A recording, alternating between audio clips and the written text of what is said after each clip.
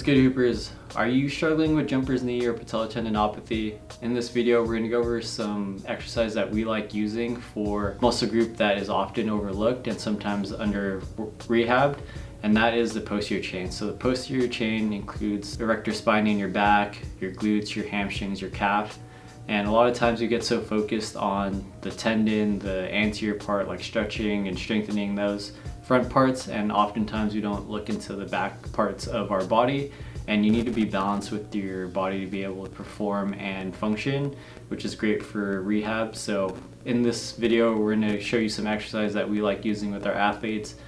Just one exercise for each muscle group, which we feel like is sufficient for you to at least try. There's a lot of variety that you can do with them, and for reps and sets, we usually like to do 2 to 3 sets around 8 to 12 or more, depending on what level you're at and what weight you use. But at least you get some exercise that you can try out on your own if you are dealing with this.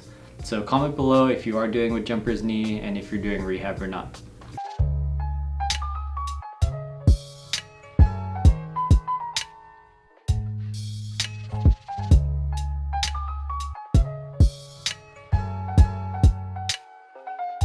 Alright guys, we're gonna go over a single leg hip thruster. So I have a bench here. You can use a chair, curb, stair, anything to get your shoulder blades elevated.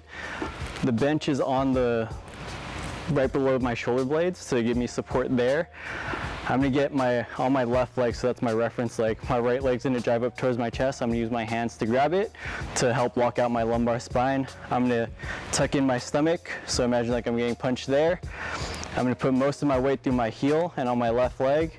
And then from there, I'm gonna keep my upper body quiet. I'm just thinking about my hips thrusting through. Stomach tight, squeeze the glute, drive up. Get that nice squeeze at the top. Dip back down, drive through the hip. You should be feeling your glute muscle working.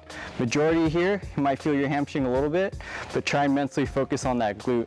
Really drive through that heel. Nice good squeeze, nice controlled. Keep that stomach tight. Don't arch through your back.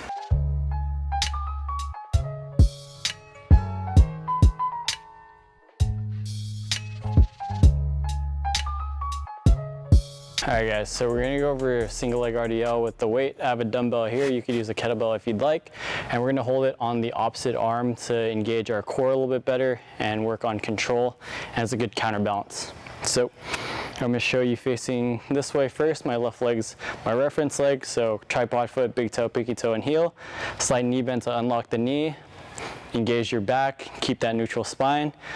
Shoot those hips back, and right leg can be straight to be more challenging, a little bent for a little bit more ease.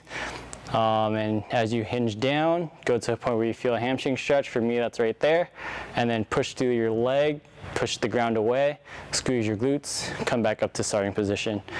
And I'll show you one more time at this angle. And back up.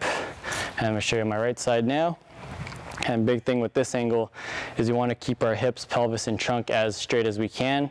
So as we come down, I don't want you rotating out or rotating like that all over the place. We want to be nice and neutral as we can. So good form here, engage the back muscle and lock the knee, core tight. Go to a point where you feel that nice hamstring stretch and control before you start to cheat, and come back up.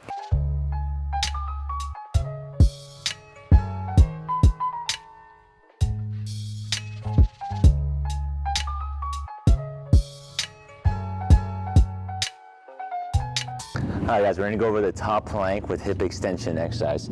So we're going to get in this top plank position, like a push-up position, and from here, I'll be nice and engaged. I don't want to be sagging, I want to be pushed up, have a straight line. If I draw a line from here for my shoulders, hips, and knees and ankles, I'm nice and in line there. From there, I'm going to keep my core engaged and lift my hip off and my toe off.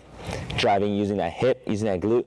I don't want to arch my back. I want to keep my core engaged, then bring it back, switch over to the other side. So just go as far out as you can without your back arching, keeping your core engaged. You should feel that right in those glutes.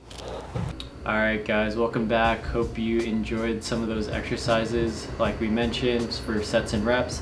Around 2 to 3 sets, 8 to 12 reps. You can do a little bit more if you like. Try them out. Try to mess around with kind of the variety of weights or reps if you need more of a challenge.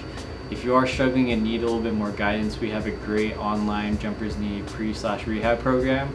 We'll put the link in the description. Try it out, check it out. Like I mentioned before, comment below if you are dealing with jumpers knee and if you tried any of these exercises. Like always, we are the basketball doctors. That's ball for life.